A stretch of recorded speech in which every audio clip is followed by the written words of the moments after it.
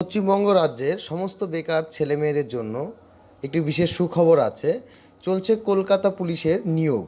তো 2024-এর এই প্রথম নিয়োগ কলকাতা পুলিশের অ্যাপ্লিকেশন চলছে, যেটা শুরু হবে 1 এপ্রিল থেকে।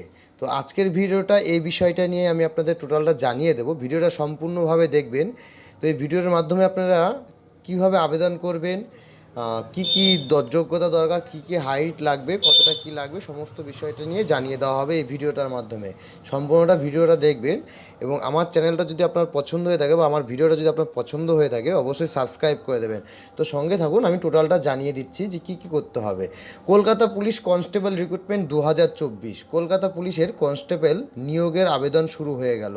দীর্ঘ প্রতীক্ষার পর রাজ্য পুলিশের কনস্টেবল এবং লেডি কনস্টেবলের নিয়োগের বিজ্ঞপ্তি প্রকাশিত হয়েছে। নিয়োগ সংক্রান্ত সম্পূর্ণ তথ্যটা পড়ুন আজকের প্রতিবেদনে।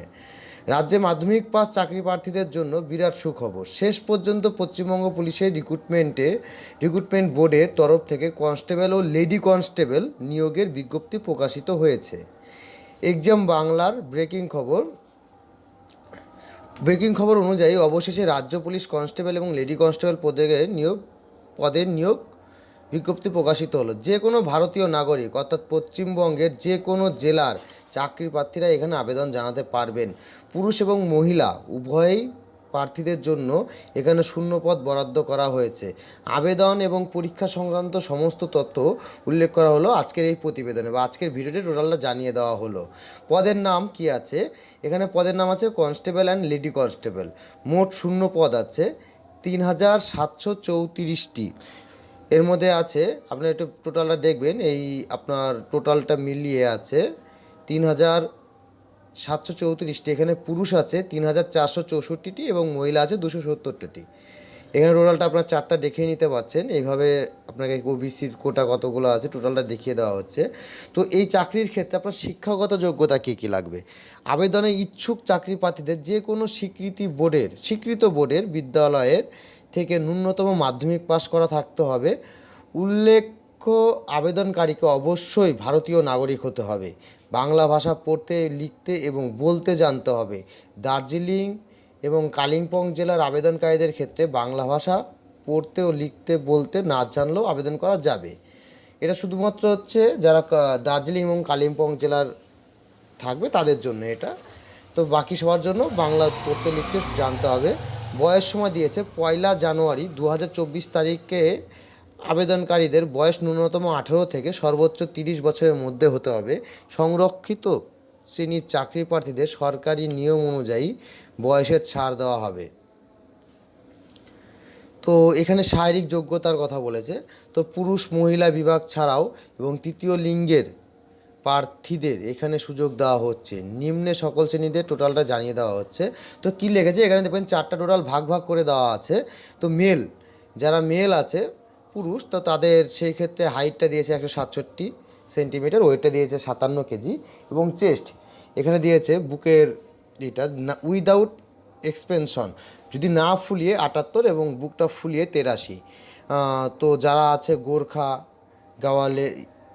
ঘারোলাইজ, রাজবংশী অ্যান্ড সিজুয়াল ত্রিবেশ, তো তাদের জন্য আলাদা করে দেওয়া আছে। 160 হচ্ছে হাইট, 53 হচ্ছে ওয়েট এবং বুক না ফুলিয়ে 76 এবং ফুলিয়ে 81। এবং ফিমেলদের জন্য আলাদা করে দেওয়া আছে। 160 হাইট হতে হবে, 49 কেজি হচ্ছে আপনার ওয়েটটা হতে হবে। তো এখানকার বুকের কোনো ইস্যু নেই, এটা নট অ্যাপ্লাইড।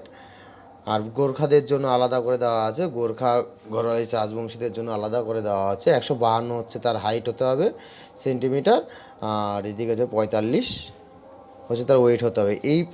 এটা হলে পরে তারাই অ্যাপ্লিকেশন করবেন বা করতে পারবেন। তো এখানে কিন্তু ফিজিক্যাল টেস্টেরও একটা কম্পিটিশন দিয়ে দেওয়া আছে। এখানে ফিজিক্যাল টেস্টের ক্ষেত্রে আপনার কী কী লাগবে?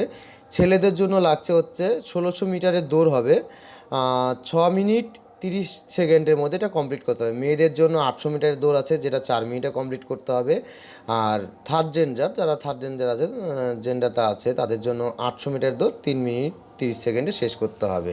তো যারা এক্স সার্ভিসম্যান তাদের জন্য এখানে আলাদা করে দেওয়া আছে আবেদনের পদ্ধতি। আবেদন জানানোর জন্য চাকরি প্রার্থীদের পশ্চিমবঙ্গ পুলিশ রিক্রুটমেন্ট বোর্ডের অফিসিয়াল ওয়েবসাইটে ভিজিট করতে হবে। এরপর নির্দেশ অনুযায়ী অনলাইনে আবেদন পূরণ করে নিজেদের আবেদন নথিভুক্ত করতে হবে। আবেদনের ফিটাও এখানে দিয়ে দেওয়া আছে, দেখে নেবেন।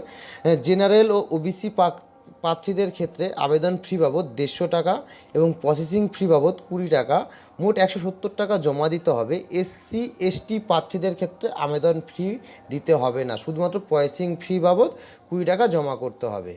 তো এখানে মার্কসের সিস্টেমটা বলে দেওয়া আছে। জেনারেল অ্যাওয়ারনেস অ্যান্ড জেনারেল নলেজের ক্ষেত্রে হচ্ছে 40 মার্কস এবং এলিমেন্টারি ম্যাথামেটিক্সের ক্ষেত্রে 30 মার্কস এবং রিসোর্সিং ক্ষেত্রে 30 মার্কস। তো আবেদনের শেষ তারিখ, এখানে আবেদন জানানো যাবে 1 এপ্রিল থেকে 2024 তারিখ পর্যন্ত, এবং যদি কোনো ভুল হয়ে থাকে বা সংশোধন যদি করতে চান সেটা 7 এপ্রিল পর্যন্ত আপনি সংশোধন করতে পারবেন, এবং 7 এপ্রিল 2024 তারিখ পর্যন্ত এটা আপনি অ্যাপ্লিকেশন মানে সংশোধনটা করিয়ে নিতে পারবেন। তো বোঝা গেল। তো সবার জন্য একটি সুখবর বেরিয়ে গেছে। তো অতি অবশ্যই আপনারা সমস্ত ডকুমেন্টস রেডি রাখবেন যারা চাকরির করতে ইচ্ছুক বা কলকাতা পুলিশে হচ্ছে অ্যাপ্লিকেশন করতে ইচ্ছুক। তো 1 এপ্রিল থেকে কিন্তু এটা শুরু হতে চলেছে। তো আমার ভিডিওটা ভালো থাকবেন, আপনারা সবাই ভালো থাকবেন, এবং আমার ভিডিওটা ভালো লাগলে পরে লাইক অবশ্যই করে দেবেন, লাইক শেয়ার করতে ভুলবেন না। ধন্যবাদ।